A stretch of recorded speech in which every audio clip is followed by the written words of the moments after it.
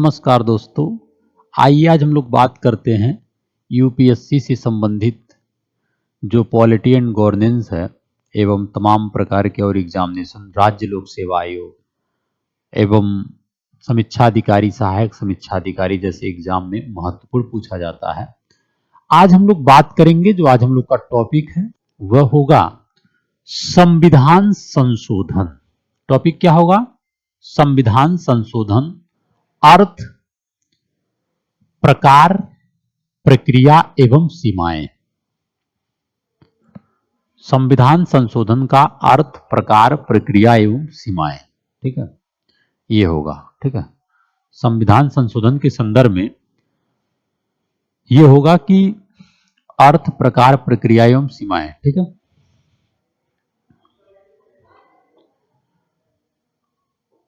देखिए, आप जानते हैं कि भारत का संविधान देश के सर्वोच्च कानून के रूप में बदलती आवश्यकताओं एवं परिस्थितियों के प्रति उत्तरदायी होना चाहिए।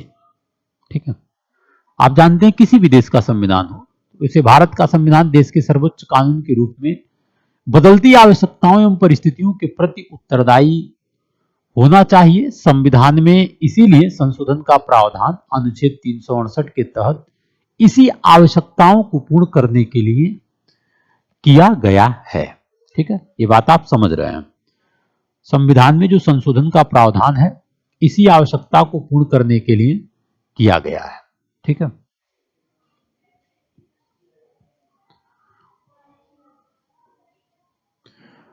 अब मैं बात करता हूं संविधान संशोधन का अर्थ क्या होता है। देखिए, विश्व के किसी भी संविधान में परिवर्तन या संशोधन की प्रक्रिया को अपनाया जाना प्रगति का सूचक माना जाता है। ठीक है, बदलते परिवेश के अनुसार संविधान में संशोधन की प्रक्रिया के अंतर्गत संविधान के किसी भी प्रावधान को परिवर्तित, निरसन या जोड़ा जा सकता है। संविधान संशोधन का उद्देश्य यह सुनिश्चित करना है कि संविधान सदैव एक जीवंत दस्तावेज बना रहे, जिसके परिणाम स्वरूप संविधान अपने मौलिक सिद्धांतों एवं मूल्यों को बनाए रखते हुए बदलती परिस्थितियों को अपनाने में सक्षम हो। ठीक है, अपने मूल्यों को बनाए रखने में बदलते परिवेश में सक्षम हो। ठीक है,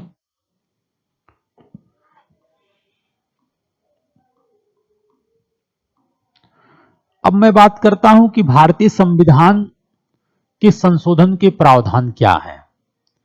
ठीक है, संविधान निर्माताओं ने भारतीय संविधान को एक जीवंत दस्तावेज बनाने के लिए संविधान के अंतर्गत संशोधन की प्रक्रिया के प्रावधान को सम्मिलित किया है। ठीक है, जो आप देखेंगे कि भाग 20 में अनुच्छेद 368 में निहित है। ठीक है,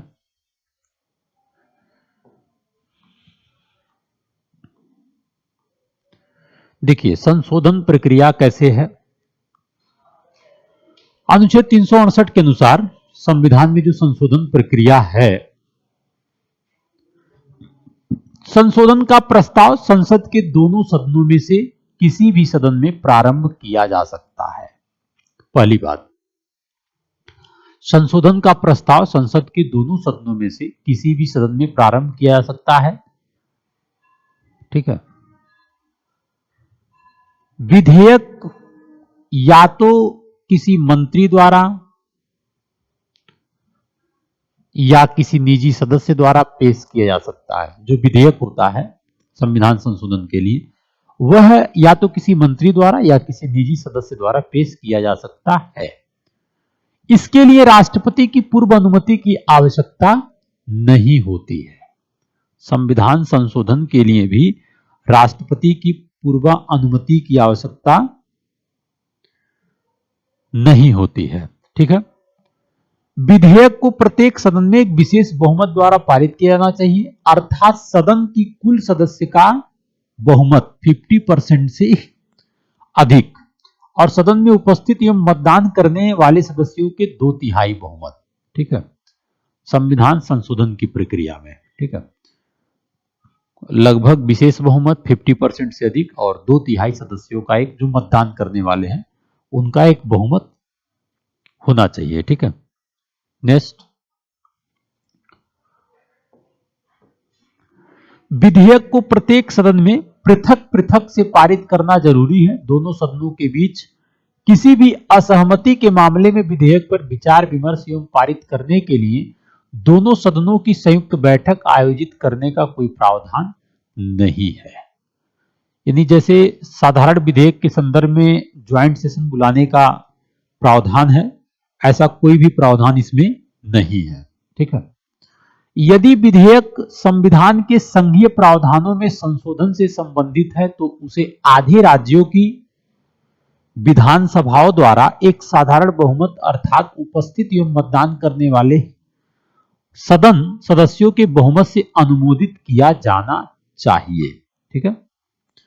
यदि विधेयक जो है संविधान के संघीय प्रावधान से जुड़ा हो तब जो है उसे विधानसभाओं के द्वारा एक साधारण बहुमत अर्थात उपस्थित एवं मतदान करने वाले सदस्य के बहुमत से अनुमोदित किया जाना चाहिए। ठीक है। नेक्स्ट,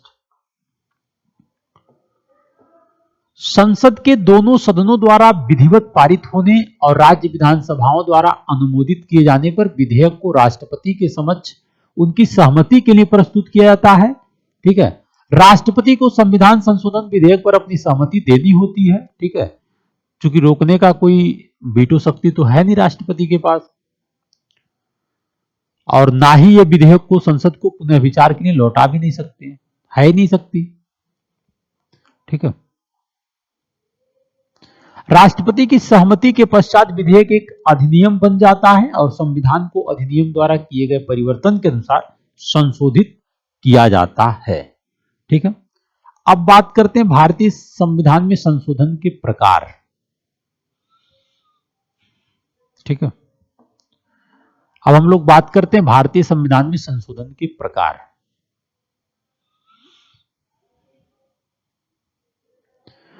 आप देखेंगे संशोधन के प्रकार में आप देखेंगे कि संसद के साधारण बहुमत के द्वारा, संसद के विशेष बहुमत के द्वारा, संसद के विशेष बहुमत द्वारा और आधे राज्यों की विधानसभाओं के अनुसमर्थन से। ठीक है। तो देखिए विशेष जो साधारण बहुमत है इसमें क्या होता है, जो साधारण बहुमत है आप देखेंगे इसमें किसी, इसको मैं आपको बता रहा हूं। देखिए संसद के साधारण बहुमत द्वारा, देखिए भारतीय संविधान के कई प्रावधानों में साधारण बहुमत से अर्थात कि उपस्थित एवं मतदान करने वाले सदस्यों के 50% मत से संशोधन किया जा सकता है। ठीक है। जैसे ऐसे कुछ मामले हैं, और यह इंपॉर्टेंट बात क्या है, यह ध्यान देने योग्य बातें हैं कि इन संशोधनों को अनुच्छेद 368 की परिधि से बाहर रखा गया है। जो साधारण बहुमत वाले संशोधन होते हैं, जैसे आप देखते हैं नए राज्यों का प्रवेश या स्थापना, नए राज्यों का गठन और मौजूदा राज्यों के क्षेत्र सीमाओं या नामों में परिवर्तन। ठीक है। ये आपका अनुसूची आर्टिकल 2 है, ये आपका आर्टिकल 3 है। ठीक है। आर्टिकल 2 में आप देखते हैं ना कि नए राज्यों का प्रवेश या स्थापना के बारे में बताया जाता है। आर्टिकल 3 में आप देखते हैं नए राज्यों का गठन और मौजूदा राज्यों के क्षेत्रों सीमाओं और नामों में परिवर्तन। तो यह जो है ना, यह अनुच्छेद 368 की परिधि से बाहर भी रखा गया है, जो साधारण बहुमत के द्वारा कार्यप्रणाली है। ठीक है। यह है बाहर भी रखा गया है। और दूसरी बात यह है कि इसे आप विशेष जरूरत है नहीं। ठीक है। साधारण बहुमत के माध्यम से यह प्रक्रिया हो जाता है। ठीक है। तो ये बात इंपॉर्टेंट है। तो ऐसे जो मामले हैं उसे आप साधारण बहुमत के द्वारा काम हो जाता है। ठीक है। दूसरी बात क्या है, दूसरी बात आता है कि संसद के विशेष बहुमत, संसद के विशेष बहुमत द्वारा, देखिए संविधान के अधिकांश प्रावधानों में केवल विशेष बहुमत लगभग सदन की कुल सदस्यता का लगभग 50% से अधिक, जो मेजॉरिटी है, और सदन में उपस्थित एवं मतदान करने वाले सदस्यों के 2/3 बहुमत द्वारा ही संशोधन किया जा सकता है। ये मामले जटिल होते हैं। जैसे आप देख रहे हैं कि अगर फंडामेंटल राइट, मौलिक अधिकार से संबंधित किसी भाग में संविधान में संशोधन करने की जरूरत है तो आपको स्पेशल मेजॉरिटी की जरूरत है, वो भी विशेष बहुमत के 2/3 के आधार पर ही ऐसा हो सकता है। और इसे आप आर्टिकल 368 में रखते हैं, लेकिन साधारण विधेयक के मामले में नहीं रखते हैं। अगर आपके राज्य के नीति निर्देशक तत्व से संबंधित किसी प्रावधान में संशोधन करना है तो भी विशेष बहुमत, ठीक है। अन्य सभी प्रावधान जो पहली और तीसरी श्रेणियों में शामिल नहीं है, पहली और तीसरी श्रेणियों में जो शामिल नहीं है, उनको छोड़कर अन्य सभी जो संविधान में प्रावधान है वो आपको विशेष बहुमत के द्वारा ही, जैसे आपने देखा आर्टिकल 2 का राज्यों का प्रवेश या स्थापना, तो ये सब जो है साधारण बहुमत से हो सकते हैं, लेकिन ऐसे मामले विशेष बहुमत के आधार पर ही हो सकते हैं, ठीक है। तो ये बात इंपॉर्टेंट है, यह बात जो है इंपॉर्टेंट है।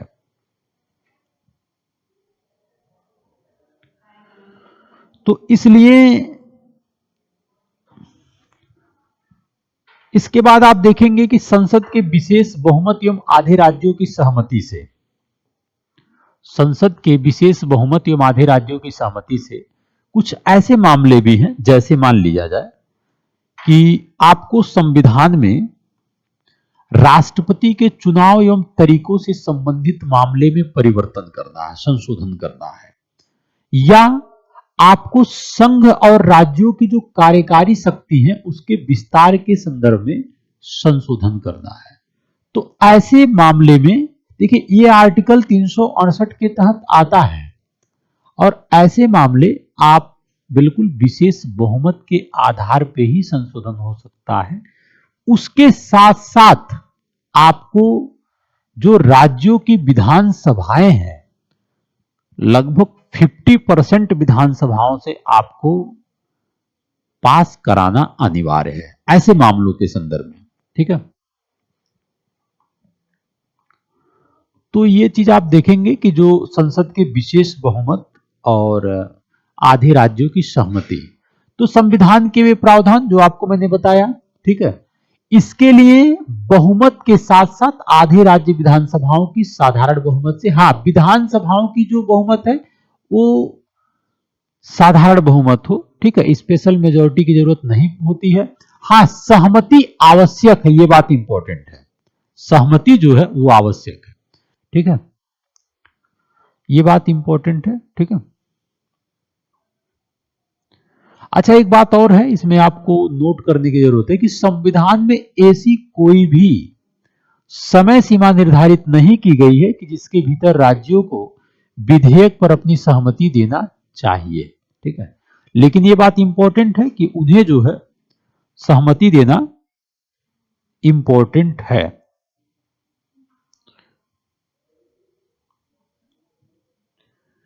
ये बात आप समझ रहे हैं, ठीक है। तो ये रहा विधेयक के संदर्भ में।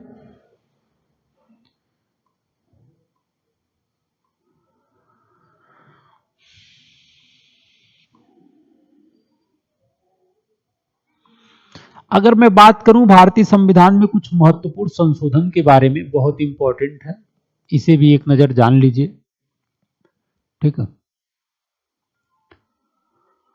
प्रथम संविधान संशोधन अधिनियम 1951, इस संशोधन से संविधान में नवी अनुसूची को जोड़ा गया। इस सूची में केंद्र एवं राज्यों के उन कानूनों को शामिल किया गया है जिन्हें न्यायालयों में चुनौती नहीं दी जा सकती है, ठीक है। फिर आप बात करेंगे 42वें संविधान संशोधन 1976 द्वारा जो किया गया अधिनियम संशोधन, इसके द्वारा क्या हुआ, 42वां संविधान संशोधन अधिनियम के द्वारा प्रस्तावना में 3 शब्द समाजवादी, पंथ निरपेक्ष और अखंडता जोड़ा गया है। संविधान में मौलिक कर्तव्यों को जोड़ा गया है। फिर 44वां संविधान संशोधन अधिनियम 1978 में देखेंगे आप, इसके द्वारा इसने राष्ट्रीय आपातकाल से संबंधित आंतरिक अशांति शब्द को सशस्त्र विद्रोह से बदल दिया। इसने मौलिक अधिकारों से संपत्ति के अधिकार को हटा दिया और इसे कानूनी अधिकार बना दिया है, ठीक है।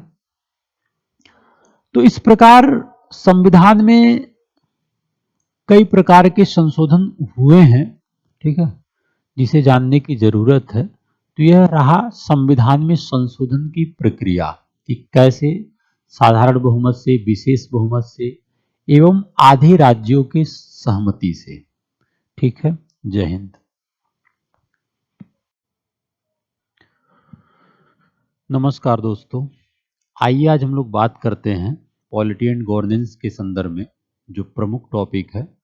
और इस टॉपिक के संदर्भ में जो टॉपिक है वह है कि भारत के राष्ट्रपति की वीटो शक्ति के बारे में।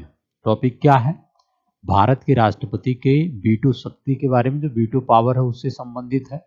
ठीक है, भारत के राष्ट्रपति की वीटो शक्ति, यह आप जानते हैं यूपीएससी, यूपीपीसीएस, ठीक है, एवं आरओ का एग्जाम होने वाला है। ऐसे एग्जाम के लिए बेहद इंपॉर्टेंट है। ठीक है, तो देखिए सबसे पहली बात क्या है जो इंपॉर्टेंट है, भारत में राष्ट्रपति की वीटो शक्ति जो है वह राष्ट्र के विधायी ढांचे की आधारशिला है।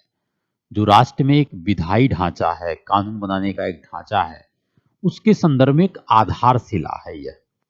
यह भारत के राष्ट्रपति को अपने विधायी कार्यों को रोकने की अनुमति देने के साथ साथ संवैधानिक अखंडता को बनाए रखने तथा निर्मित कानूनों को राष्ट्र के व्यापक हितों के साथ संरेखित करने के लिए एक महत्वपूर्ण तंत्र प्रदान करता है। कहने का तात्पर्य क्या है, ये जो वीटो शक्ति है राष्ट्रपति के पास, वह देश में विधायी कार्यों को करने की राष्ट्रपति को एक अनुमति देने के साथ साथ देश में संवैधानिक अखंडता को बनाए रखने का एक मजबूत तंत्र है वीटो शक्ति राष्ट्रपति के पास। ठीक है, अब मैं बात करता हूं वीटो शक्ति क्या है। अगर मैं बात करूं वीटो पावर क्या है, तो वीटो पावर आप जानते हैं कि चूंकि जैसे आप जानते हैं कि संसद जो है 3 चीजों से मिलकर बनता है, राष्ट्रपति और लोकसभा एवं राज्यसभा। ठीक है, अब आप देखते हैं कि अगर ये दोनों मिलकर कोई कानून या विधेयक का निर्माण किया तो उस विधेयक पर राष्ट्रपति की स्वीकृति अनिवार्य है। जब तक उसका हस्ताक्षर नहीं बनेगा तब तक वो कानून नहीं बनता है। तो इस प्रकार उस विधेयक पर हस्ताक्षर करने के लिए राष्ट्रपति की स्वीकृति अनिवार्य है। तो यही चीज है कि जब कोई विधेयक राष्ट्रपति के पास जाता है तो उसके पास उसे स्वीकार करना या अस्वीकार करना, ऐसी शक्तियां प्राप्त हैं। इसी शक्तियों को जब व्यापक रूप से देखने का प्रयास करते हैं तो उसे वीटो पावर के रूप में जाना जाता है। ठीक है, जैसे विधि निर्माण के संदर्भ में वीटो शक्ति का तात्पर्य किसी व्यक्ति या निकाय, मुख्यतः कार्यकारी प्रमुख जैसे राष्ट्रपति या राज्यपाल को दी गई शक्ति से है, जो विधायिका द्वारा पारित विधेयक को अस्वीकार या पुनः विचार के लिए वापस लौटा सकते हैं। ठीक है, यह विधायी कार्यवाहियों के विरुद्ध एक महत्वपूर्ण सुरक्षा उपाय प्रदान करता है। यह विधायी कार्यवाहियों के विरुद्ध एक महत्वपूर्ण सुरक्षा उपाय प्रदान करता है तथा कार्यकारी निकाय को विधायिका द्वारा पारित कानूनों की समीक्षा और संभावित रूप से अस्वीकार करने की शक्ति भी प्रदान करता है। ठीक है, इस प्रकार ये शक्तियां कार्यपालिका और विधायिका के बीच नियंत्रण और संतुलन के लिए एक तंत्र के रूप में भी कार्य करता है। ठीक है, एक तंत्र के रूप में भी कार्य करता है। ठीक है, अब हम लोग बात करेंगे भारत के राष्ट्रपति के पास जो वीटो की शक्ति है उसका संवैधानिक प्रावधान क्या है। भारत के राष्ट्रपति की वीटो शक्ति के संबंध में संवैधानिक प्रावधान देखिए, अनुच्छेद 111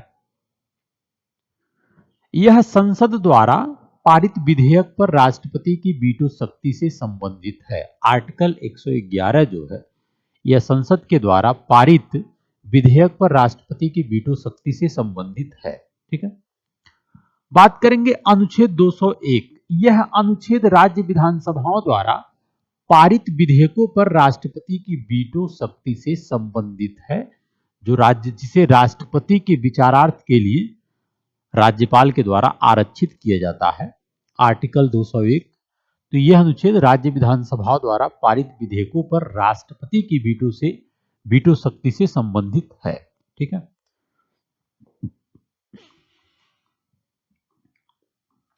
अब मैं बात करता हूं कि भारत के राष्ट्रपति की वीटो शक्ति का उद्देश्य क्या है। देखिए, सबसे पहली बात, वीटो शक्ति का उद्देश्य क्या है, जो बहुत इंपॉर्टेंट है। ठीक है। तो उद्देश्य के बारे में आपको मैं बता रहा हूं कि उद्देश्य क्या है।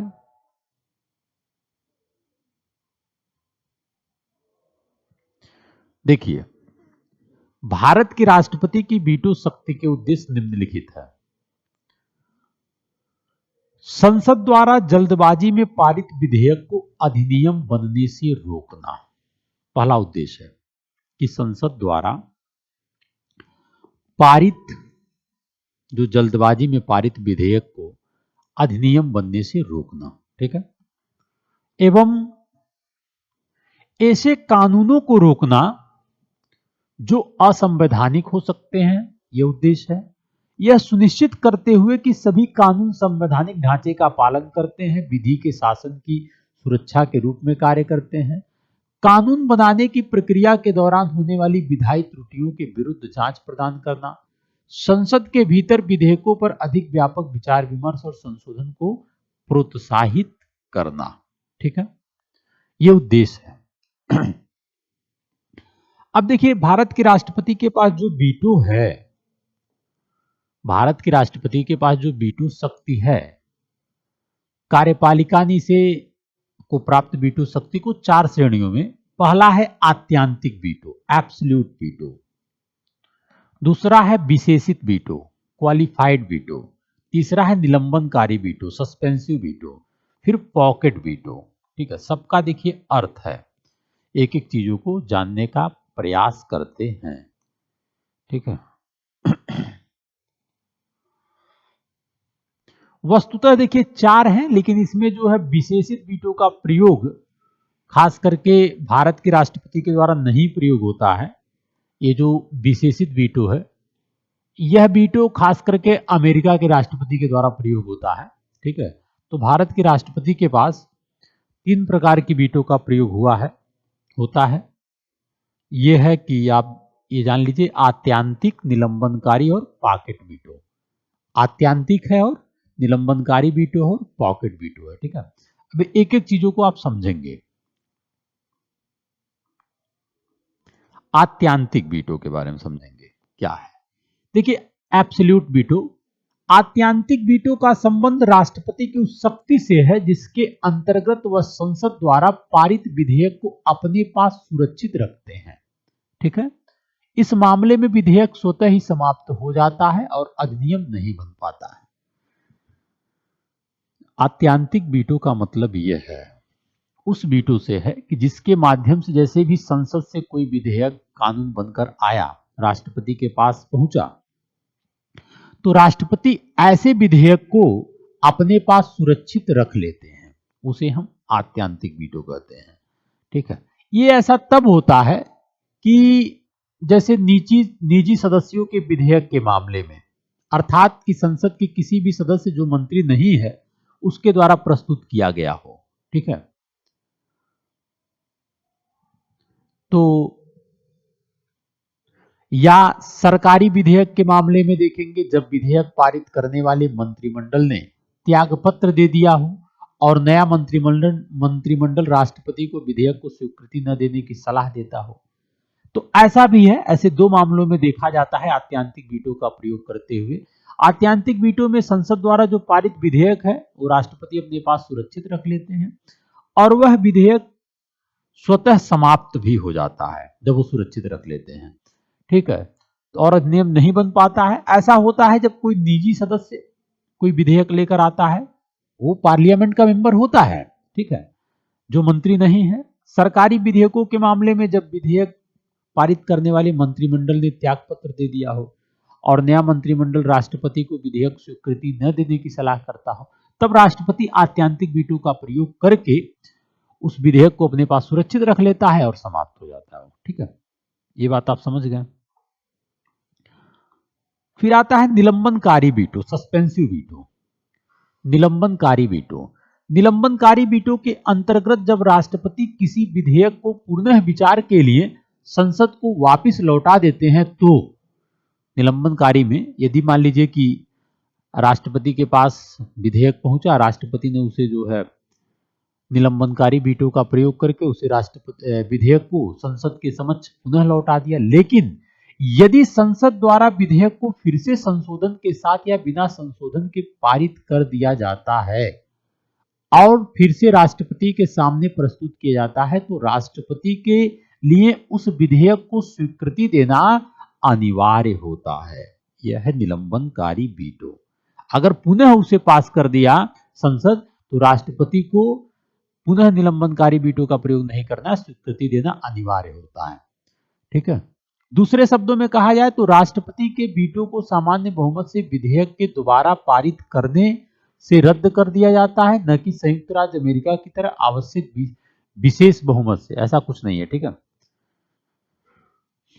एक बात जो इंपॉर्टेंट है, जो एग्जाम में क्वेश्चन बन जाता है, यह ध्यान दिया जाना चाहिए कि धन विधेयक के मामले में निलंबनकारी वीटो उपलब्ध नहीं है। ठीक है, मनी बिल के मामले में नहीं है। ठीक है, चूंकि आप जानते हैं कि धन विधेयक जो है को या तो स्वीकृति देनी होती या स्वीकार करना होता है, लेकिन आमतौर पर धन विधेयक सहमति, राष्ट्रपति धन विधेयक पर अपनी सहमति दे देते हैं, क्योंकि इसे राष्ट्रपति की पूर्व अनुमति के पश्चात ही संसद में पेश किया जाता है। ठीक है, अब आइए बात करते हैं पॉकेट वीटो। पॉकेट वीटो, देखिए पॉकेट वीटो का संबंध राष्ट्रपति की उस शक्ति से है जब वह विधेयक को न तो सहमति प्रदान करते हैं और न ही अस्वीकार करते और न ही वापस करते, बल्कि विधेयक को अनिश्चित काल के लिए लंबित कर देते हैं। पता ही नहीं चलता है कहां गया विधेयक। ठीक है, ना स्वीकार करते हैं ना उसे अस्वीकार करते हैं, एक अनिश्चित काल के लिए विधेयक लंबित पड़ा रहता है। ठीक है, इस संबंध में भारतीय संविधान द्वारा कोई समय सीमा निर्धारित नहीं की गई है जिसके भीतर भारत के राष्ट्रपति को विधेयक पर अपनी स्वीकृति देनी हो। दूसरी ओर संयुक्त राज्य अमेरिका में राष्ट्रपति को 10 दिनों के भीतर विधेयक को पुनः विचार के लिए वापस करना होता है। ठीक है, और इस मामले में भारतीय राष्ट्रपति की वीटो शक्ति अमेरिकी राष्ट्रपति से ज्यादा है, पॉकेट वीटो।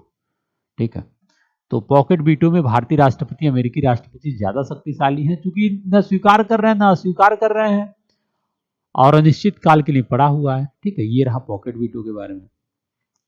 एक बात जो बहुत इंपॉर्टेंट है उसे भी जान लीजिए, संवैधानिक संशोधन विधेयक के संबंध में राष्ट्रपति के पास कोई वीटो शक्ति नहीं है। पॉइंट बिल्कुल अंडरलाइन करके लिखेंगे कि संवैधानिक संशोधन विधेयक के संबंध में राष्ट्रपति के पास कोई वीटो शक्ति नहीं है। 1971 के 24वें संवैधानिक संशोधन अधिनियम ने राष्ट्रपति के लिए संवैधानिक संशोधन विधेयक पर अपनी सहमति देना अनिवार्य बना दिया है। ठीक है, सहमति देना अनिवार्य बना दिया है। ठीक है, अब थोड़ा सा हम लोग बात करते हैं कि भारत के राष्ट्रपति के पास राज्य विधानमंडल से जो पारित विधेयक पर जो वीटो शक्ति है, भारत के राष्ट्रपति की राज्य विधानमंडल द्वारा बनाए गए कानूनों पर वीटो शक्ति। देखिए, यदि राज्यपाल द्वारा किसी विधेयक को राष्ट्रपति के विचार के लिए सुरक्षित रख लिया जाता है, तो वह विधेयक राष्ट्रपति की स्वीकृति के पश्चात ही अधिनियम बन पाता है। इस प्रकार राष्ट्रपति को राज्य विधानमंडल के संबंध में भी वीटो शक्ति प्राप्त है। भारतीय संविधान के अनुच्छेद 201 के अनुसार जब राज्यपाल किसी विधेयक को राष्ट्रपति के विचार के लिए सुरक्षित रखते हैं, तो राष्ट्रपति के पास 3 विकल्प होते हैं। ठीक है, प्रथम, विधेयक को अपनी स्वीकृति दे देते हैं। द्वितीय, विधेयक को अपनी सहमति नहीं देते हैं। ठीक है, या जो है ये राष्ट्रपति को राज्य विधानमंडल द्वारा पास विधेयक पर आत्यांतिक वीटो, एब्सोल्यूट वीटो की शक्ति प्रदान करते हैं। आत्यांतिक वीटो के तहत ही ऐसे मामले को लाया जाता है यहां पे।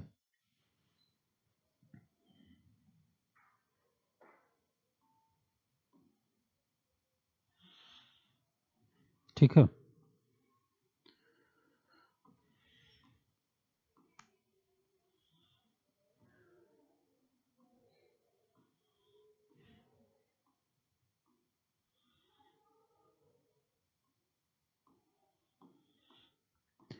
थोड़ा सा अंतर में भी आप कुछ बेसिक बातों को जान लीजिए कि केंद्र और राज्य विधानमंडल पर राष्ट्रपति की वीटो शक्ति की तुलना जैसे संसद के संदर्भ में साधारण विधेयक के संबंध में, इसमें साधारण विधेयक में अनुमोदित किया जा सकता है, ठीक है, अस्वीकृत किया जा सकता है आत्यांतिक वीटो, वापिस लौटाया जा सकता है निलंबनकारी वीटो, लंबित रखा जा सकता है। ठीक है, साधारण विधेयक के संदर्भ में।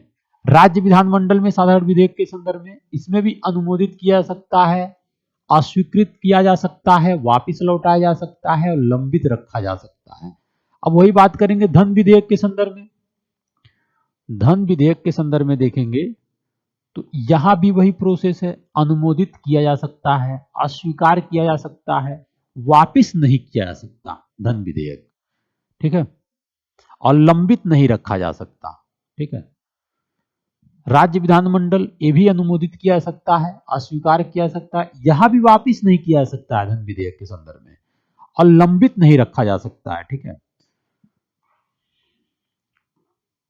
नेक्स्ट है संवैधानिक संशोधन विधेयक के संबंध में। संवैधानिक संशोधन विधेयक के संबंध में केवल अनुमोदित किया जा सकता है, अस्वीकार या वापिस नहीं लौटाया जा सकता है, केवल अनुमोदित किया जा सकता है। ठीक है, क्योंकि संवैधानिक संशोधन विधेयक के संबंध में कोई वीटो शक्ति नहीं है। ठीक है, ये बात इंपॉर्टेंट है।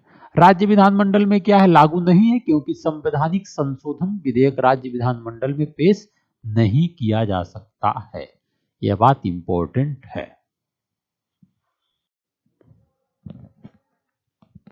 नमस्कार दोस्तों, आइए आज हम लोग बात करते हैं पॉलिटी एंड गवर्नेंस के बारे में, जो कि एक महत्वपूर्ण टॉपिक है।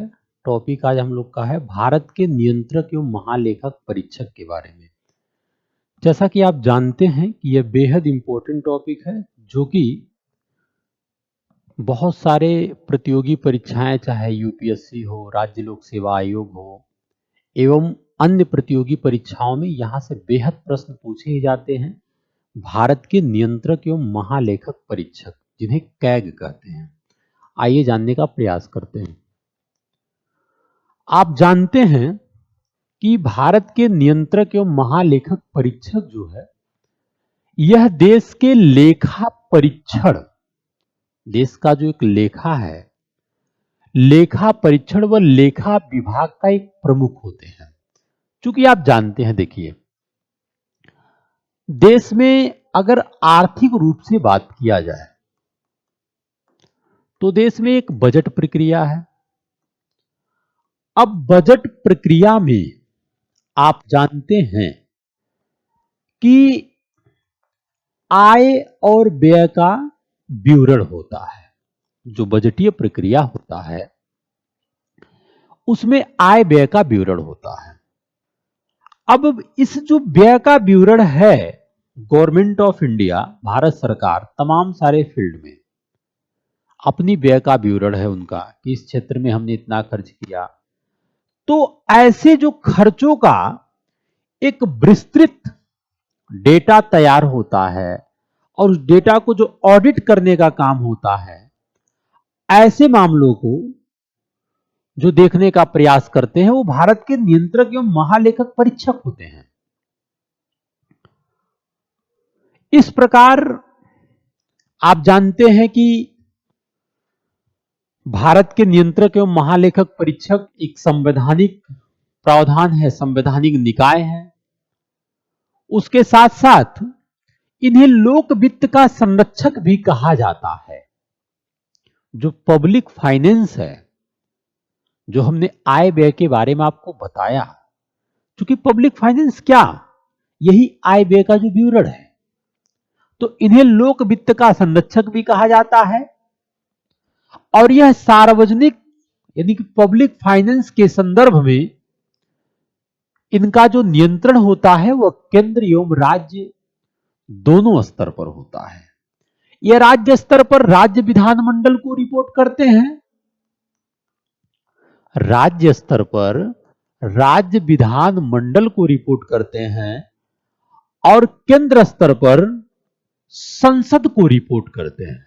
ठीक है, तो इस प्रकार इनका जो नियंत्रण होता है वो केंद्र और राज्य दोनों स्तर पर होता है।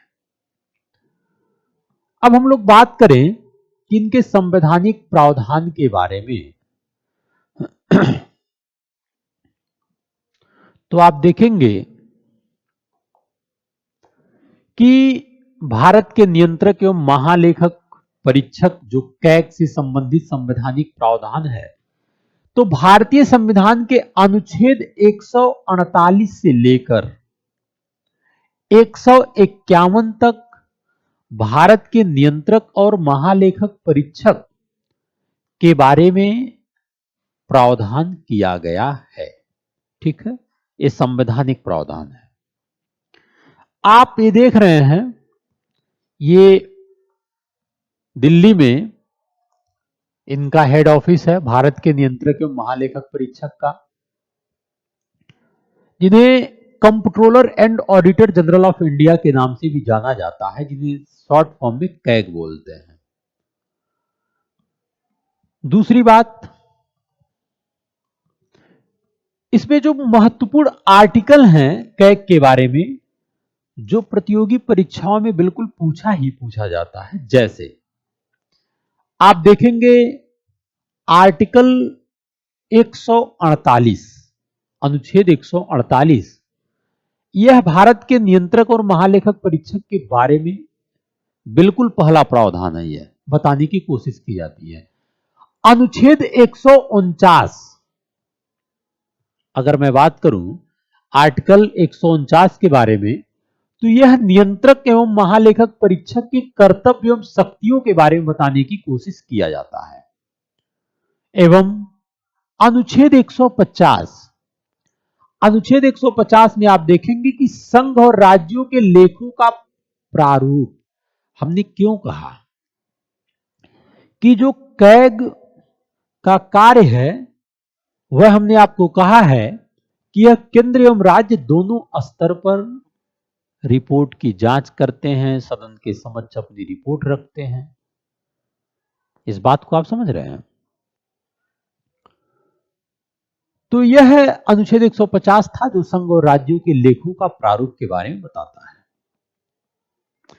अब यदि मैं बात करूं कि भारत के नियंत्रक एवं महालेखक परीक्षक की जो नियुक्ति की प्रक्रिया है, ये भी इंपॉर्टेंट है।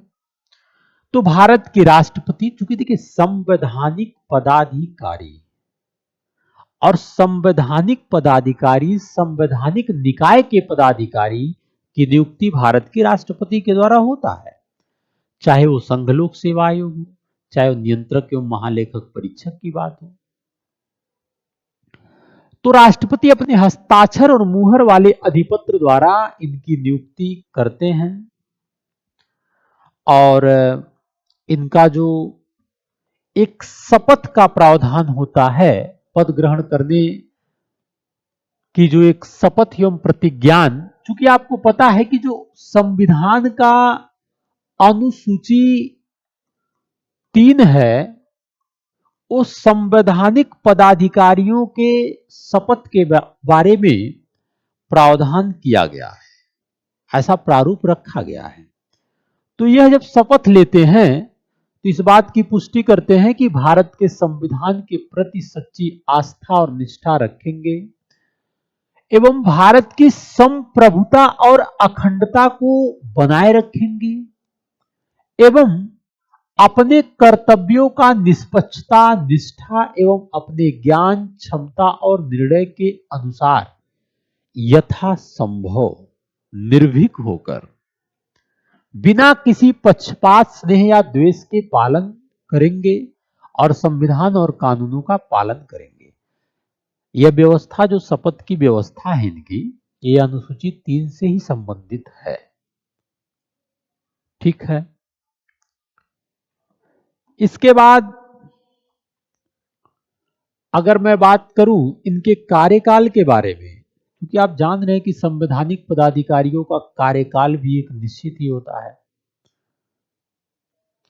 तो इस प्रकार भारत के नियंत्रक और महालेखक परीक्षक जो एक कानून है, इनके कर्तव्य, शक्तियां और सेवा शर्तें अधिनियम 1971 के अनुसार, संसद ने कानून बनाया है, के अनुसार कैग 6 वर्षों तक या 65 वर्ष की आयु तक जो भी पहले हो, ठीक है,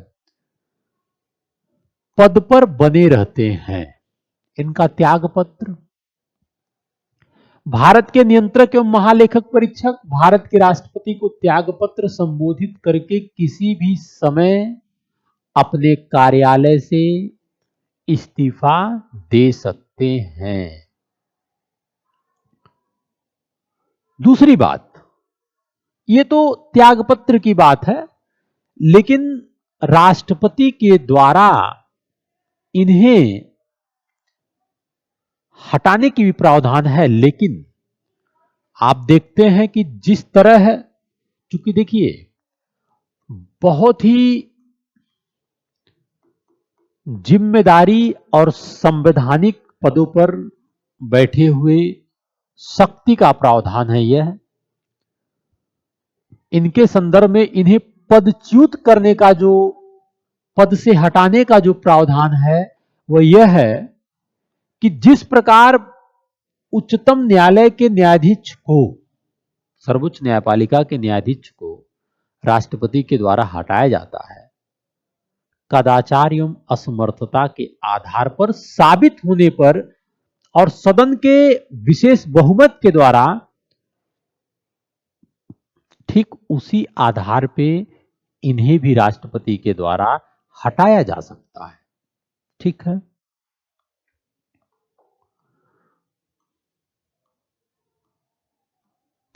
अब मैं बात करता हूं कैग की भूमिका, यानी कि महालेखक परीक्षक जो हैं इनकी भूमिका क्या है। देखिए, कैग की भूमिका एवं कर्तव्य की बात करें तो सबसे बड़ी इंपॉर्टेंट बात है, जो वित्तीय प्रशासन के क्षेत्र में, जो वित्तीय प्रशासन है, जो तरीके से फाइनेंशियल मामले और प्रकरण है जिसका एक एडमिनिस्ट्रेशन करने की जरूरत पड़ती है, तो वित्तीय प्रशासन के क्षेत्र में भारत के संविधान और संसद के कानूनों को बनाए रखना, और यही वजह था कि डॉक्टर बी आर अम्बेडकर ने भारत के नियंत्रक एवं महालेखक परीक्षक को संविधान के तहत सबसे महत्वपूर्ण अधिकारियों में से एक बताए थे। ये सबसे इंपॉर्टेंट ऑफिसर होते हैं। चूंकि कैग की परिकल्पना सरकार की लोकतांत्रिक प्रणाली के रक्षकों में से एक के रूप में की गई है, जो 4 रक्षक हैं, ठीक है, उसमें से एक है, जैसे विधायिका, कार्यपालिका, न्यायपालिका, उसके बाद स्वतंत्रता, मीडिया, प्रेस वगैरह। इसी प्रकार यह भी एक है जो अपनी लेखा परीक्षण रिपोर्टों के माध्यम से वित्तीय प्रशासन के क्षेत्र में संसद के प्रति कार्यपालिका की जवाबदेही, जो रिस्पॉन्सिबिलिटी है पार्लियामेंट का, उसको सुनिश्चित करते हैं। दूसरी बात, यह संसद के एक एजेंट के रूप में कार्य करते हैं तथा संसद की ओर से आय व्यय का मैंने पहले ही बताया है। बजट आप जानते हैं कि आय की स्रोत क्या है, व्यय का विवरण क्या है। तो इस आय व्यय का जो एक विवरण है, इस विवरण का परीक्षण करने का कार्य इन्हीं का है। इसलिए वह संसद के प्रति उत्तरदायी होते हैं। ठीक है, ये बात आपने जान लिया।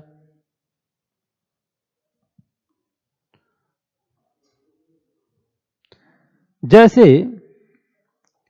आप जानते हैं कि अनुच्छेद 150 के तहत यह राष्ट्रपति को उस रिपोर्ट के संदर्भ में सलाह दे सकते हैं जिसमें केंद्र और राज्यों के लेखाओं को रखे जाने का विचार किया जाता है। ऐसे मामलों पर सलाह दे सकते हैं।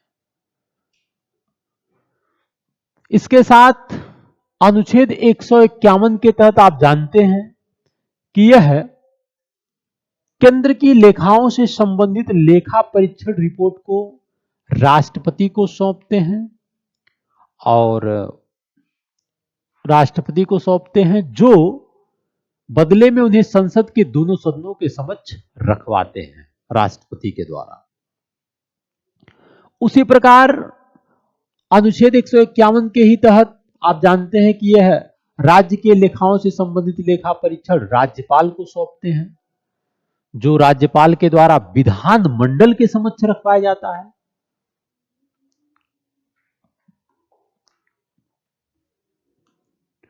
तो ये बात थी भारत के नियंत्रक और महालेखक परीक्षक के बारे में, जो कि बेहद इंपॉर्टेंट टॉपिक और प्रतियोगी परीक्षाओं से बेहद पूछे जाने वाला प्रश्न और पूरी तरीके से कॉन्सेप्चुअल टॉपिक है। ये यहां से बराबर एग्जाम में क्वेश्चन पूछे जाते हैं। तो इस प्रकार आप इस टॉपिक का अध्ययन जरूर करिए। जय हिंद।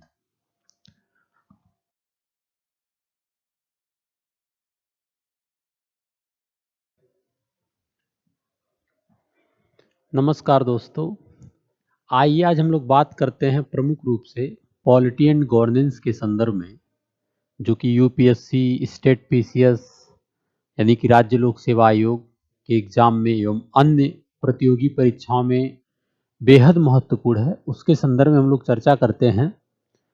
आज का हम लोगों का जो टॉपिक है वह यह है कि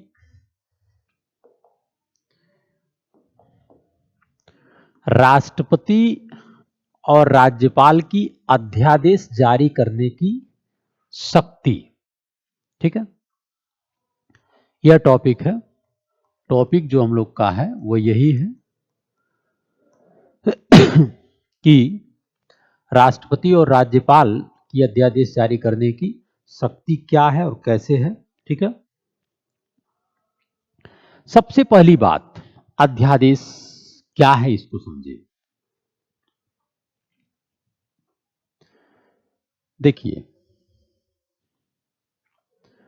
अध्यादेश क्या है, इस शब्द को समझना जरूरी है। शासन और कानून के संदर्भ में, शासन और कानून के संदर्भ में अध्यादेश एक ऐसी शक्ति है जिसका प्रयोग किसी अप्रत्याशित अथवा अविलंबनीय परिस्थिति से निपटने के लिए किया जाता है। जैसे मान लिया जाए कि संसद का सदन अभी चल नहीं रहा है। ठीक है, संसद का सदन अभी चल नहीं रहा है और ऐसा प्रकरण जो कि अविलंबनीय परिस्थिति जरूरी है,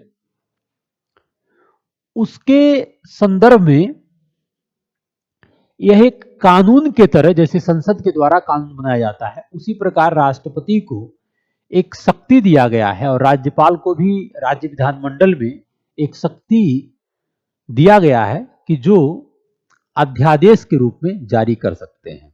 ठीक है,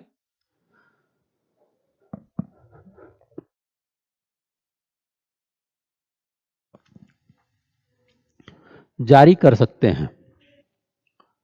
अध्यादेश के प्रभाव सामान्यतः विधायी निकायों द्वारा अधिनियमित अधिनियम के समान ही होता है।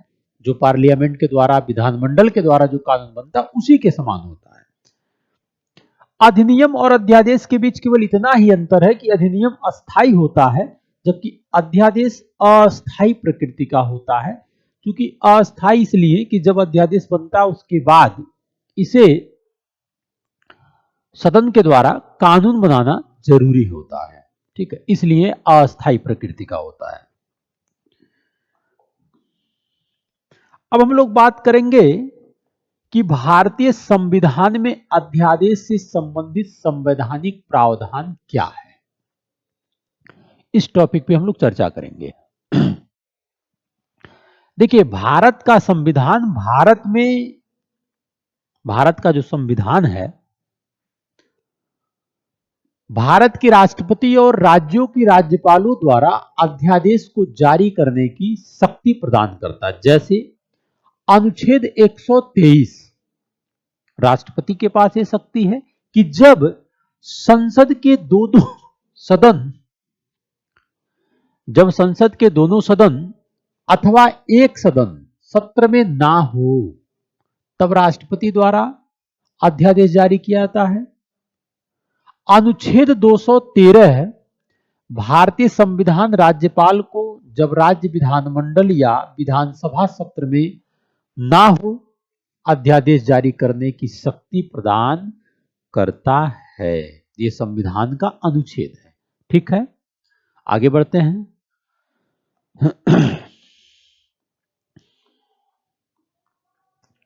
अब देखिए,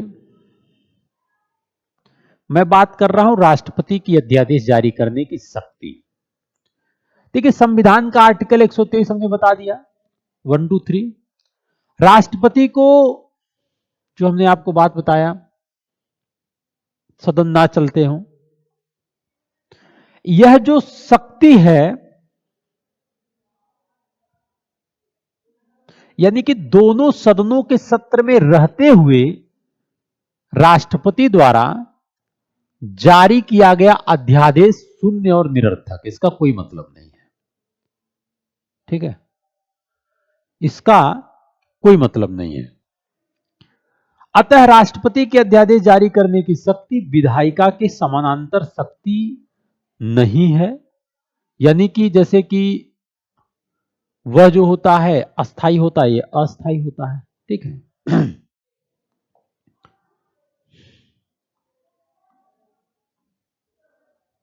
देखिए, अब मैं बात करता हूं कि राष्ट्रपति कब अध्यादेश जारी कर सकते हैं।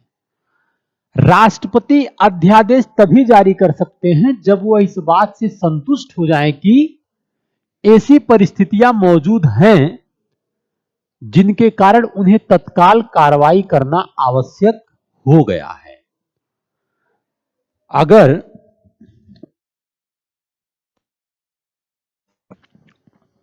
राष्ट्रपति को इस बात से संतुष्ट हो जाएं कि ऐसी परिस्थितियां मौजूद है जिनके कारण उन्हें तत्काल कार्रवाई करना आवश्यक हो गया है। राष्ट्रपति की अध्यादेश जारी करने की शक्ति पर कुछ निम्नलिखित सीमाएं हैं। जैसे संसद की विधायी शक्तियों के संबंध में सभी मामलों के लिए व्यापक है। जो संसद की, पार्लियामेंट की एक शक्ति है, उससे संबंधित जो विषय है वो बिल्कुल उसके संदर्भ में जारी कर सकते हैं। केवल उन्हीं विषयों पर अध्यादेश जारी किया जा सकता है जिन पर संसद को कानून बनाने का अधिकार है, ठीक है, ये बात इंपॉर्टेंट है। अध्यादेश संसद के अधिनियम के समान संवैधानिक सीमा के अधीन है, इसलिए कोई अध्यादेश किसी भी मौलिक अधिकार का हनन या कम नहीं कर सकता। ऐसा नहीं कि अध्यादेश जारी करके आप मौलिक अधिकार का हनन या मौलिक अधिकार को कम कर सकते हैं, ऐसी कोई भी विचारधारा नहीं है इसमें, ठीक है। अध्यादेश की अवधि के संदर्भ में बात इंपॉर्टेंट है यह। देखिए, संसद के दोनों सदन या कोई एक सदन के सत्र ना की स्थिति के दौरान राष्ट्रपति द्वारा घोषित प्रत्येक अध्यादेश संसद की पुनः बैठक होने पर दोनों सदनों के समक्ष रखा जाना चाहिए। जब संसद की पुनः बैठक हो रही है तो ये जो अध्यादेश लाया गया है उस पुनः बैठक होने पर दोनों सदनों के समक्ष रखा जाना चाहिए, ठीक है। अब संसद के पास इस प्रकार लाए गए अध्यादेश के संबंध में कुछ विकल्प होते हैं, ये भी जान लीजिए। कि जैसे आपने अध्यादेश, जब संसद की पुनः बैठक हुई तो अध्यादेश को लाया गया कि ये अध्यादेश है। अब संसद के पास क्या विकल्प है, देखिए संसद के पास इस प्रकार लाए गए अध्यादेश के संबंध में क्या विकल्प है। देखिए, अध्यादेश को स्वीकृति यदि संसद के दोनों सदन द्वारा अध्यादेश को स्वीकार कर लिया जाता है तो यह तुरंत एक कानून बन जाता है, अन्यथा यदि यह स्वीकार कर लिया जाएगा तो कैसे कानून बनेगा। ठीक है, तो अध्यादेश की जो स्वीकृति है, यदि संसद के दोनों सदन द्वारा अध्यादेश को स्वीकार कर लिया जाए तो तुरंत कानून बन जाता है। अध्यादेश को अस्वीकार, यदि संसद के दोनों सदन अध्यादेश को अस्वीकार करने का प्रस्ताव पारित करते हैं तो यह तुरंत ही समाप्त हो जाता है। यह बात भी इंपॉर्टेंट है। ठीक है,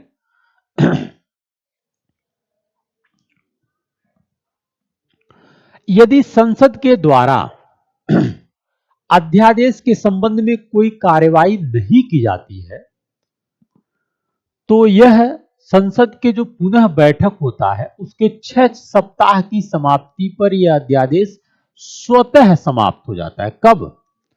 6 सप्ताह। ये यूपीएससी में पूछा गया प्रश्न है कि यदि संसद के द्वारा इस अध्यादेश पर कोई कार्यवाही नहीं हो रही है तो अध्यादेश 6 सप्ताह के बाद स्वयं जो है समाप्त हो जाता है।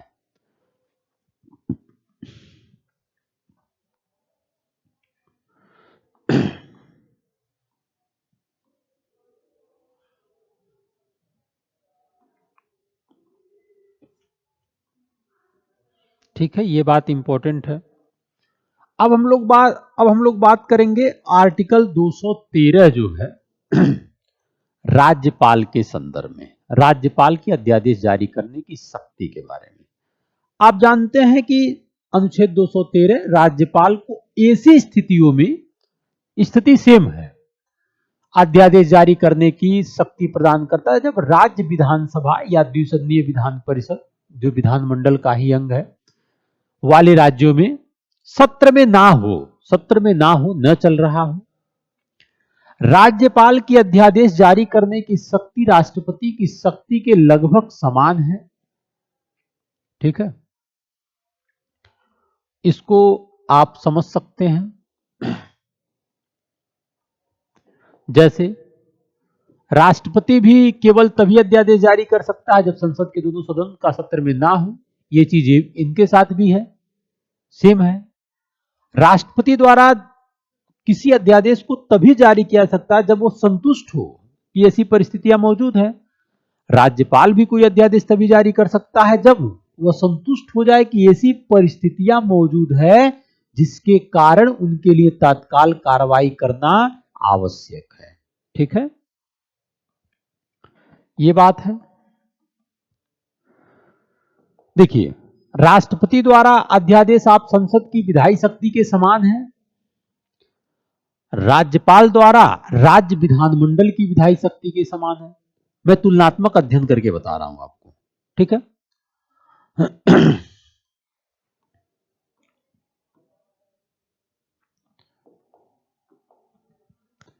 ये बात आप जान ही रहे हैं कि राष्ट्रपति के द्वारा जारी अध्यादेश संसद के अधिनियम के समान है, यहां राज्य विधानमंडल के अधिनियम के समान है राज्यपाल के द्वारा। ये बात आप समझ रहे हैं। ठीक है,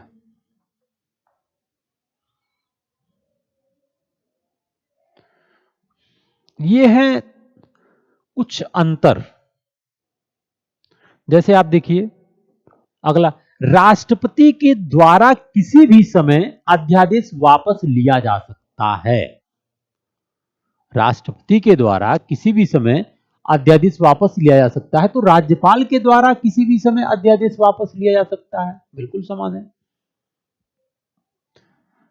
राष्ट्रपति की अध्यादेश जारी करने की शक्ति कोई विवेकाधीन शक्ति नहीं है, ये मंत्रिपरिषद एवं प्रधानमंत्री की सलाह पर ही कार्य करते हैं। इसका अर्थ है कि राष्ट्रपति केवल प्रधानमंत्री की अध्यक्षता वाली मंत्रिपरिषद की सलाह पर ही किसी अध्यादेश को जारी या वापस ले सकते हैं। वही हाल है कि राज्यपाल, राज्यपाल की अध्यादेश जारी करने की शक्ति कोई विवेकाधीन शक्ति नहीं है।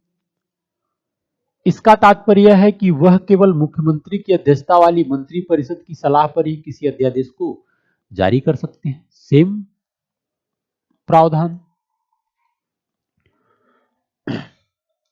यहां भी यह बात इंपॉर्टेंट है कि संसद की पुनः बैठक होने पर एक अध्यादेश को दोनों सदनों के समक्ष रखा जाना चाहिए और राज्यपाल के द्वारा भी जारी अध्यादेश को विधानसभा या राज्य विधानमंडल के दोनों सदनों के समक्ष रखा जाना चाहिए, जहां सदन हो, जब भी उनकी पुनः बैठक हो। ठीक है,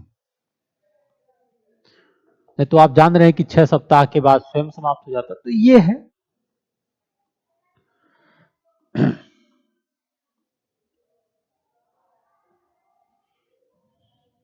देखिए कुछ अंतर भी है, इसको भी समझा जाए। जैसे राष्ट्रपति अनुच्छेद 123 के तहत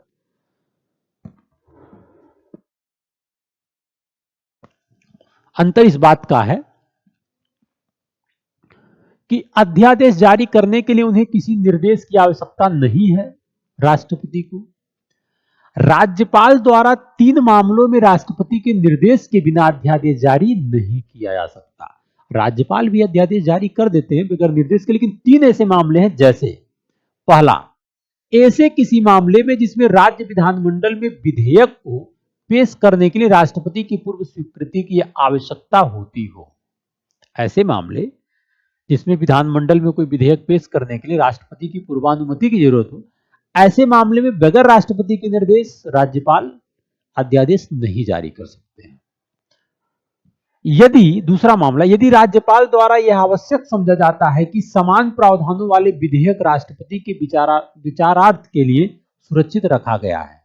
ऐसा कोई विधेयक है कि जो समान प्रावधानों वाला विधेयक है, इसका मतलब यह है कि आप जैसे देखते हैं कि केंद्र सरकार भी कानून बनाता है, राज्य सरकार भी कानून बनाता है, तो ऐसे कोई विधेयक जिसको लगता है कि राज्यपाल को कि ये जो विधेयक बन रहा है यह केंद्रीय कानून के तहत जो है राष्ट्रपति के लिए सुरक्षित रखना अनिवार्य है और राष्ट्रपति की स्वीकृति जरूरत है, तो ऐसे संदर्भ में भी राज्यपाल द्वारा ऐसे मामले के जो अध्यादेश हैं वो राष्ट्रपति के निर्देश से ही जारी हो सकते हैं। तीसरा, यदि राज्य विधानमंडल का कोई अधिनियम जिसमें समान प्रावधान हो, वही बात है जो राष्ट्रपति की सहमति की प्राप्त के बिना अमान्य होगा, ऐसे भी विधेयक तभी जारी हो सकते हैं, अध्यादेश। ठीक है, तो ये रहा अध्यादेश के बारे में। बहुत ही बेसिक से एडवांस तक की बातें हमने बताया और मुझे आशा है कि आप इस क्लास को देखकर बिल्कुल अपने ज्ञान को बढ़ाने की कोशिश करेंगे। जय हिंद। नमस्कार दोस्तों, आइए आज हम लोग बात करते हैं प्रमुख रूप से पॉलिटी एंड गवर्नेंस के संदर्भ में। आज हम लोग का एक महत्वपूर्ण टॉपिक है, वह है संसदीय विशेषाधिकार। ठीक है, तो क्या होता है संसदीय विशेषाधिकार, उसके बारे में हम लोग जानने का प्रयास करेंगे। ठीक है, आप हमारे पीछे देख रहे हैं संसदीय विशेषाधिकार। चूंकि आप जानते हैं कि भारत के पार्लियामेंट यानी कि संसद में, भारत के संसद में चाहे वह लोकसभा हो या राज्यसभा हो इनके जो सदस्य होते हैं उनके पास कुछ विशेष जो अधिकार बताए गए हैं, उन्हीं को हम लोग संसदीय विशेषाधिकार के रूप में, पार्लियामेंट्री प्रिविलेज के रूप में जानते हैं, जो इंपॉर्टेंट है। तो हमने ये बात आपको बताया कि संसदीय विशेषाधिकार का अर्थ यही है कि संसदीय विशेषाधिकार संसद के दोनों सदनों, उनकी समितियों, उनके सदस्यों और उन व्यक्तियों द्वारा प्राप्त विशेष अधिकारों उन मुक्तियों यानी कि कुछ छूट, और इसी को संदर्भित करता है जो संसद के किसी सदन या उसकी किसी समिति की कार्यवाही में बोलने और भाग लेने के योग्य है। ऐसा नहीं है कि यह विशेषाधिकार सभी लोगों के पास है, नहीं, यह सिर्फ उस सदन की सदस्य एवं समिति में भाग लेने वाले एवं अन्य प्रकार के जो भी उस समितियों में भाग ले रहे हैं उनके पास यह विशेषाधिकार होता है, जो कार्यवाही में भाग ले रहे हैं। अगर संवैधानिक रूप से बात किया जाए तो अनुच्छेद 105 के बारे में, अनुच्छेद आर्टिकल 105 में आप देखेंगे कि संसदीय विशेषाधिकारों के अधिकार की बात किया गया है। यह आपको हमने बताया दोनों सदनों को, सभी सांसदों को, संसद की सभी समितियों को, सभी केंद्रीय मंत्रियों को, क्योंकि मंत्री तभी है जब वह संसद का सदस्य है। इसके साथ साथ भारत के महान्यायवादी जो अटॉर्नी जनरल ऑफ इंडिया है, क्योंकि वो भी सदन में अपनी बात रखते हैं, तो संसदीय विशेषाधिकार पाने के पात्र वो भी हैं। ये बात आप जान रहे हैं। एक बात जो बेहद इंपॉर्टेंट है जिसे आपको जानना चाहिए वह यह है कि संसदीय विशेषाधिकार राष्ट्रपति को प्राप्त नहीं होते हैं, हालांकि वो संसद का एक अभिन्न अंग है, लेकिन यह जो विशेषाधिकार है वो राष्ट्रपति को प्राप्त नहीं होते हैं। यदि यह कहा जाए कि संसदीय विशेषाधिकारों की आवश्यकता क्यों है, तो यह भी इंपॉर्टेंट है। असल में इन विशेषाधिकारों का उद्देश्य यह सुनिश्चित करना है कि देश की विधायी प्रणाली, विधायी यानी कि विधि बनाने की जो एक प्रारूप है, विधि बनाने का जो एक सिस्टम है, तो देश की विधायी प्रणाली बिना किसी अनुचित हस्तक्षेप या धमकी के सुचारू रूप से और प्रभावी ढंग से कार्य करे। इनकी आवश्यकताओं को इस प्रकार, जैसे संसदीय कार्यों से जुड़े व्यक्ति या निकायों के कार्यों की स्वतंत्रता और प्रभावशीलता सुनिश्चित करना, सबसे इंपॉर्टेंट बात यह है।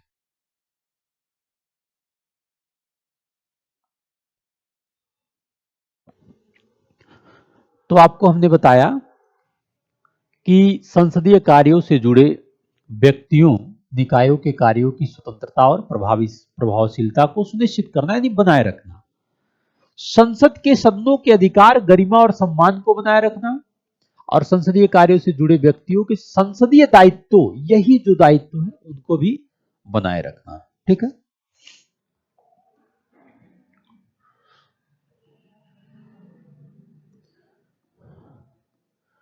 अब हम लोग बात करते हैं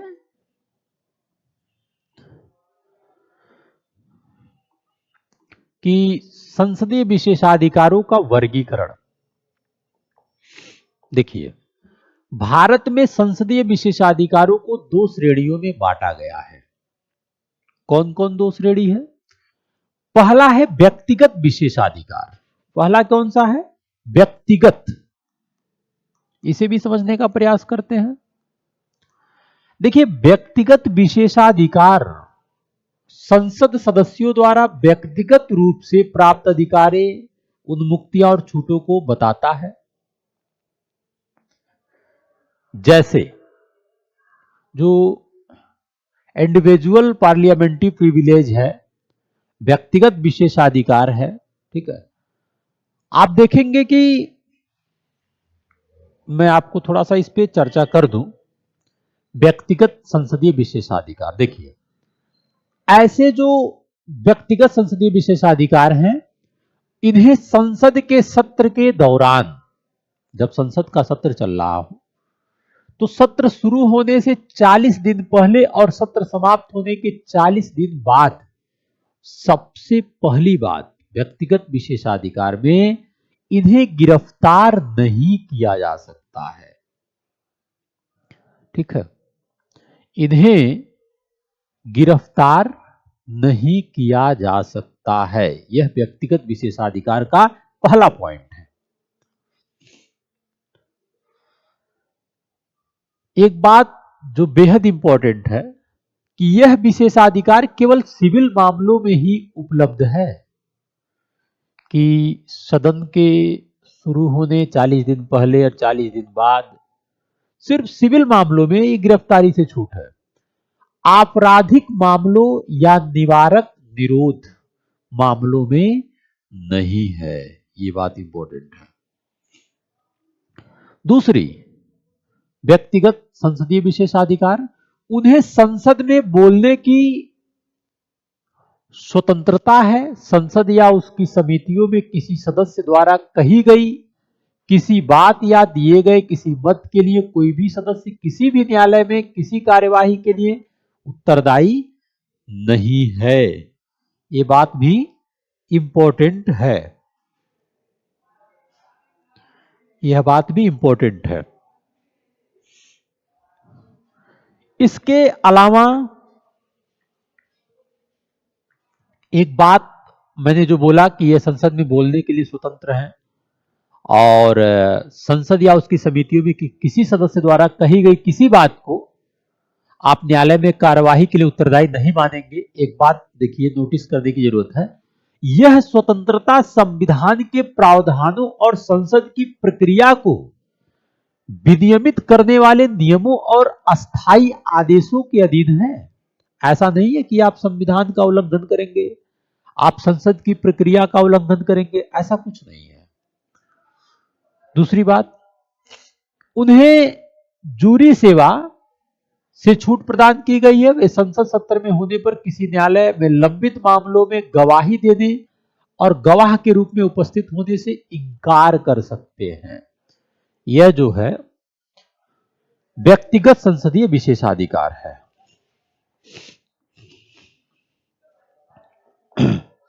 अब बात आता है सामूहिक संसदीय विशेषाधिकार का। ठीक, ये भी इंपॉर्टेंट है, इसको भी देख लिया जाए, क्योंकि यहां से हर साल क्वेश्चन पूछे ही जाते हैं। देखिए, संसद को अपनी रिपोर्ट, बहस और कार्यवाही,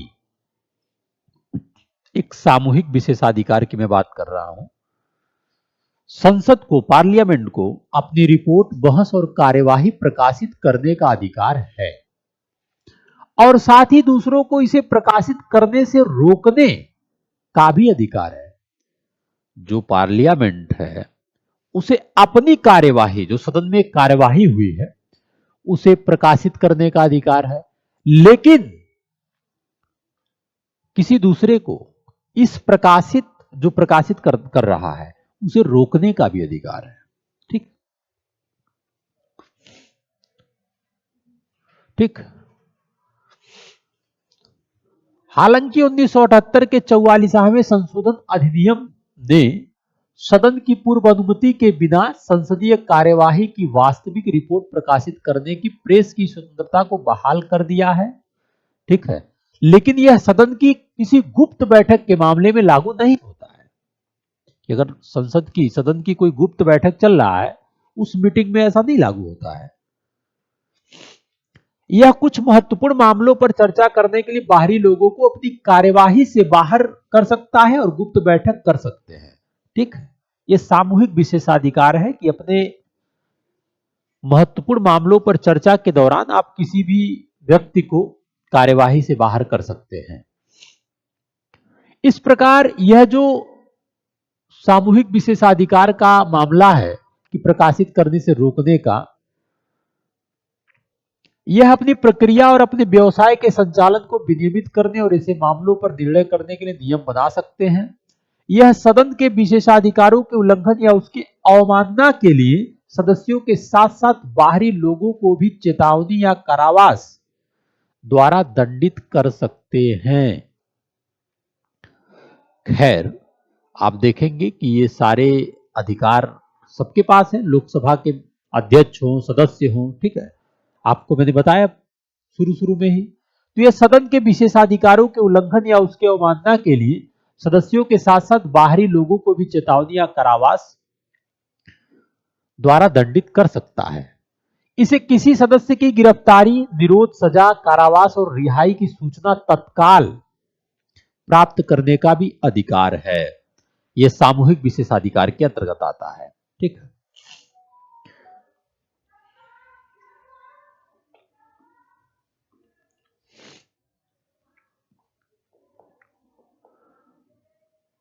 यानी कि किसी सदस्य की गिरफ्तारी के बारे में भी तत्काल सूचना प्राप्त करने का अधिकार है।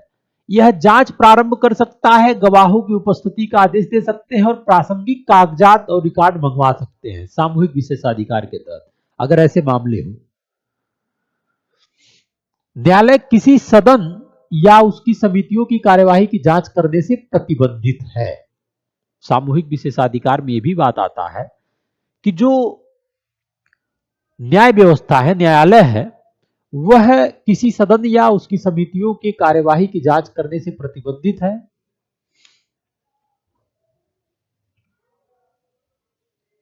ठीक।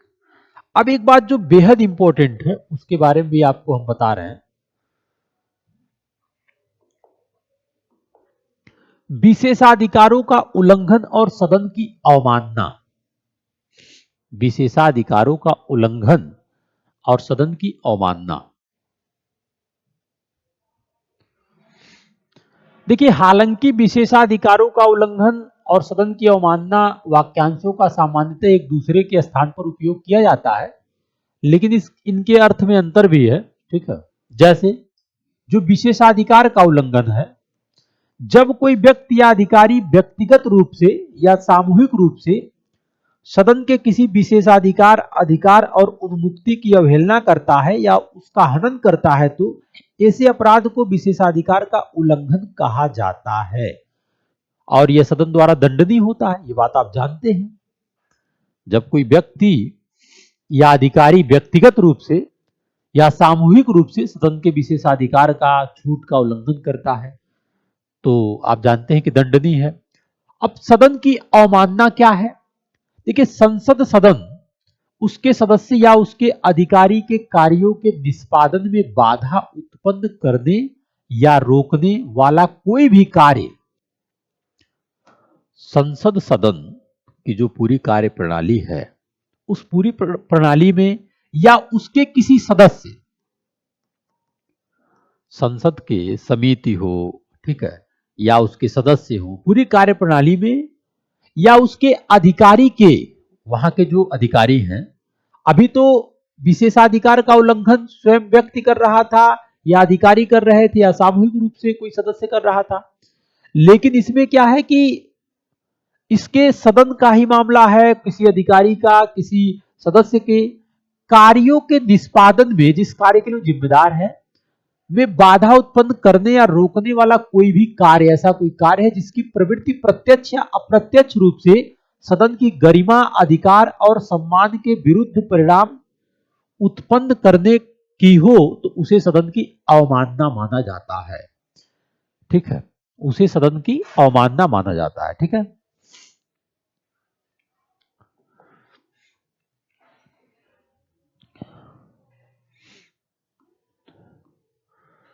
तो ये सब कुछ इंपॉर्टेंट बातें हैं और सदन की अवमानना के लिए भी आप जान रहे हैं कि दंडित किया जा सकता है, विशेषाधिकार के संदर्भ में भी दंडित करने का प्रावधान है।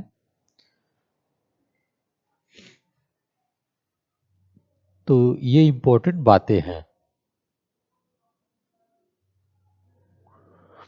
जो आप समझ रहे हैं, ठीक है। 13 विशेषाधिकार से संबंधित इंपॉर्टेंट क्लास